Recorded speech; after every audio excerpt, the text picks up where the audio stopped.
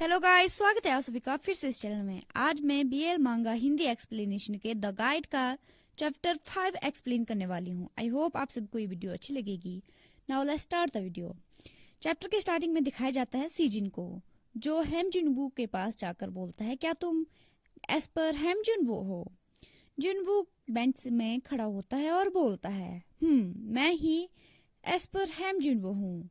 उसके बाद सीजन को दिखाया जाता है, जो ब्लश करते हुए सोच रहा था कि इसी तरह से फील होता है क्या जब हम अपने फेवरेट सेलिब्रिटी से इन पर्सन मिलते हैं। फिर वो इमेजिन करने लगता है कि वो जिनवू का बहुत बड़ा फैन है और जिनवू एक बहुत बड़े सेलिब्रिटी है। सीजन जिनवू से ऑटोग्राफ के लिए पूछता है और जिनवू उससे उसका नाम पूछता है। वो मन ही मन मुस्कुरा रहा था। तभी उसकी इमेजिनेशन में त्यूल भी आता है, जो उसे डरावनी आंखों के साथ घूर कर देख रहा था।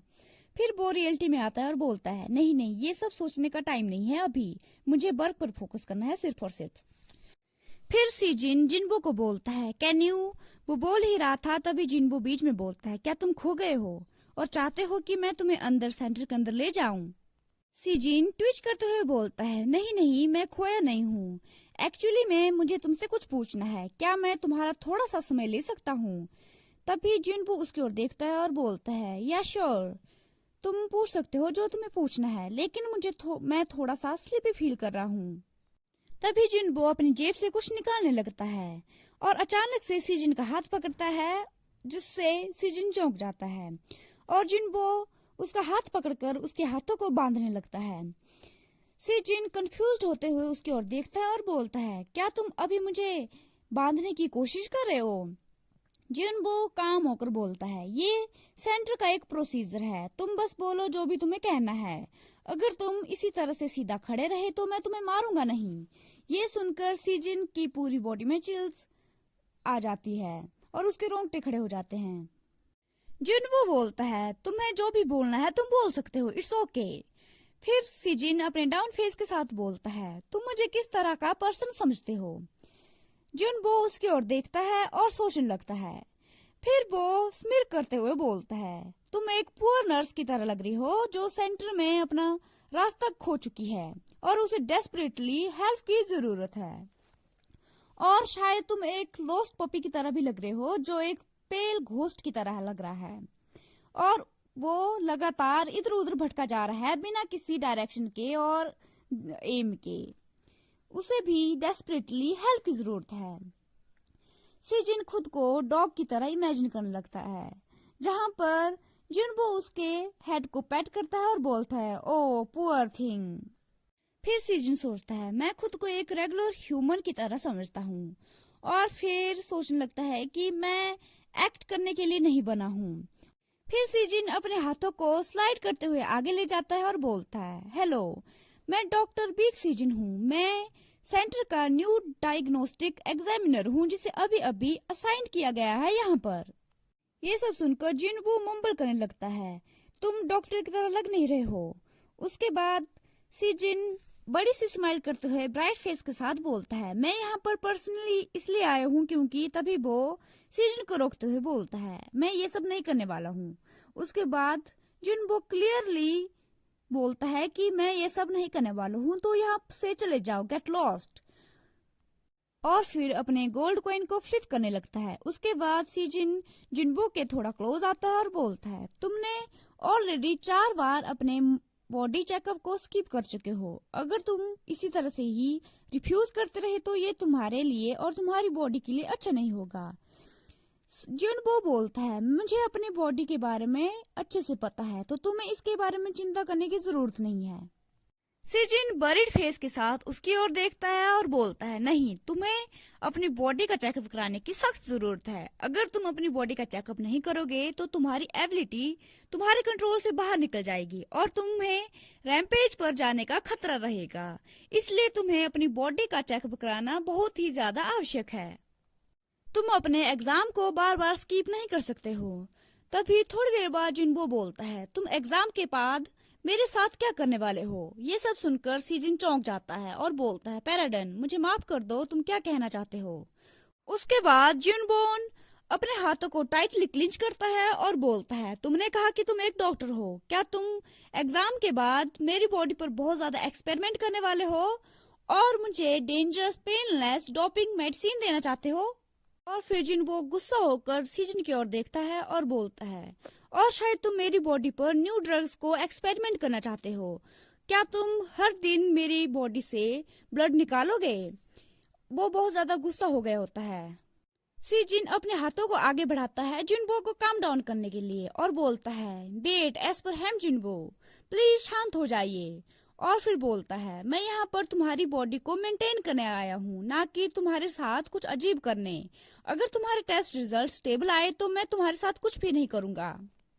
उसके बाद जिनबो सीजन की ओर देखता है और बोलता है, क्या होगा अगर मेरे टेस्ट रिजल्ट स्टेबल नहीं आए तो फिर तुम क्या करने वाले हो? सीजन उसकी ओर देखकर थोड़ी देर के लिए चुप रहता है और फिर बोलता है, अगर ऐसा कुछ हुआ भी तो भी मैं तुम्हें सिर्फ प्रॉपर गाइडिंग और रेस्ट रिकमेंड करूंगा और ज्यादा से ज्यादा तुम्हारे मिशन को सस्पेंड कर दूंगा। इससे ज्यादा हम तुम्हारी बॉडी के साथ कुछ भी नहीं करने वाले हैं।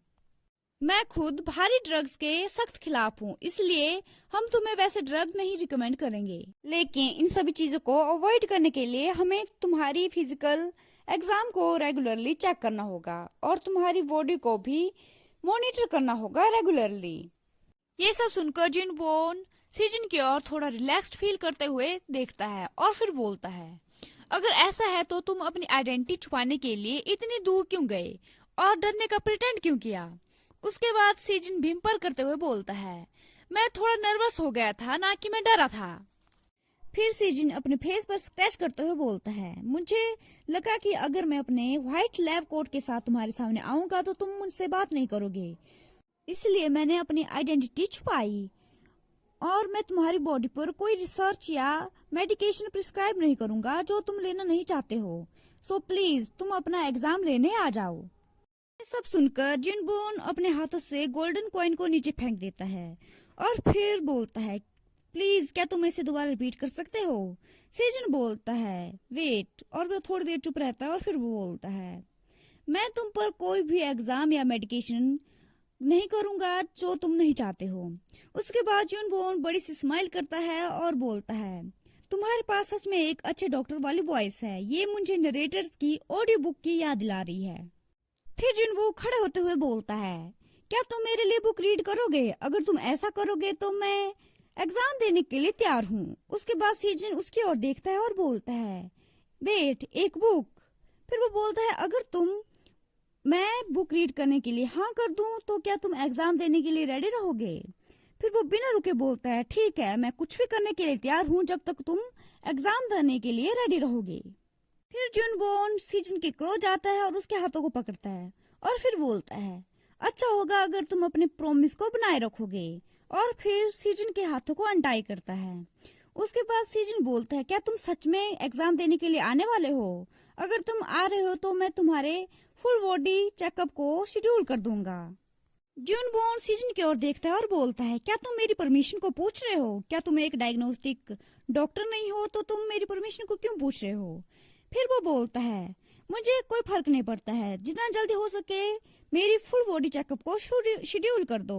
उसके बाद सीजन बोलता है, ठीक है, तो मैं कल दोपहर को तुम्हारे फुल बॉडी चेकअप को शेड्यूल कर दूंगा और तुम अपनी फुल बॉडी चेकअप करने के लिए यहाँ पर टाइम से पहुँचाना और मेक श्योर करना कि एग्जाम के 12 घंटे से पहले तुम कोई भी एबिलिटी का यूज ना करो।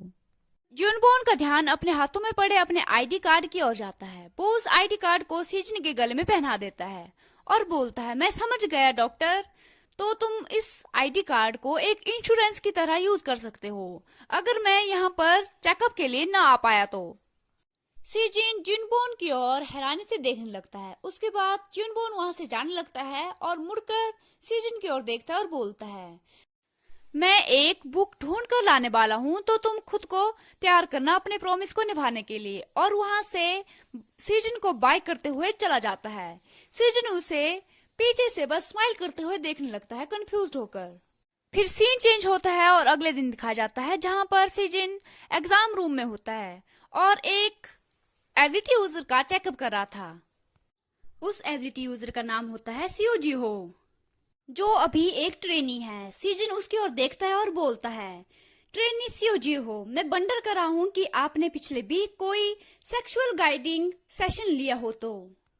फिर उस एबिलिटी यूजर को दिखाया जाता है जिसका पूरा नाम होता है सीओजी हो और वो सी रैंक एज पर ट्रेनी है।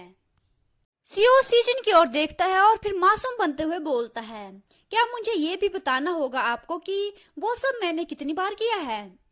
सीजन ये सब सुनकर चौंक जाता है और फ्लिंच करते हुए बोलता है, आई स्वेयर मेरा बियर्ड बनने का कोई इरादा नहीं था। फिर वो सीओ को बोलता है, मैं बस एक्यूरेट डायग्नोसिस के बारे में तुमसे पूछ रहा हूँ। मैं आउट ऑफ रिस्पेक्ट मैं तुमसे कोई भी प्राइवेट क्वेश्चन नहीं पूछूंगा। सीजन को ऐसा रिएक्ट करते देखकर सीओ हंसने लगता है और फिर बोलता है, मैं तो बस मजाक कर रहा था, मैंने सेक्सुअल सेशन जैसा कुछ भी नहीं लिया है। उसके बाद सीजन को दिखाया जाता है जो खांसता है और फिर बड़ी सी स्माइल करते हुए सोचने लगता है कि ये लड़का थोड़ा चिकी है। सीजन सीओ की रिपोर्ट की ओर देखते हुए कंफ्यूज्ड होते हुए बोलता है, लेकिन तुम्हारी बे परसेंटेज इतनी ज्यादा लो क्यों है? उसके बाद सीओ की रिपोर्ट को दिखाया जाता है जिसकी करंट बेब रीडिंग +34% होती है और जो नॉर्मल एज पर बेब रीडिंग होती है वो +40 से 60% तक होती है, लेकिन सीओ की +34% थी।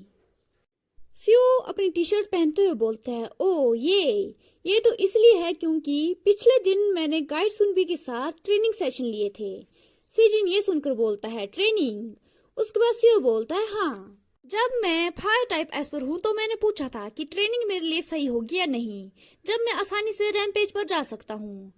ये सब सुनकर सीजन बोलता है, ये तुमने अच्छा किया। फायर टाइप एस पर बहुत ही ज्यादा डेंजरस बन जाते हैं जब वो अपना कंट्रोल खो देते हैं। सीओ बोलता है, लेकिन जब मैंने ये सब सुनबी से पूछा तो सुनबी ने मेरी ओर देखा और स्माइल की।